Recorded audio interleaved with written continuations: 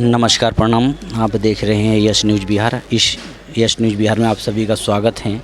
हमारे भोजपुरी के सुपरस्टार प्रमोद प्रेमी जी का एक बहुत बड़ा ही एल्बम सॉन्ग का कल रिलीजिंग डेट है। यह सॉन्ग बहुत ही सुपर और डुपर है, मनमोहक सॉन्ग है।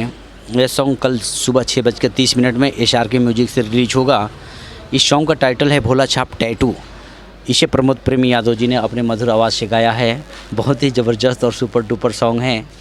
इस सॉन्ग के राइटर प्रभु विष्णुपुरी जी हैं और इस सॉन्ग का म्यूजिक आर्या शर्मा जी ने दिया है। बहुत ही ज़बरदस्त और बवाल सॉन्ग होने वाला है। इस सॉन्ग का टाइटल से ही लगता है कि ये गाना सुपर डुपर हिट रहेगा और ट्रेंडिंग लिस्ट में ट्रेंड भी करेगा।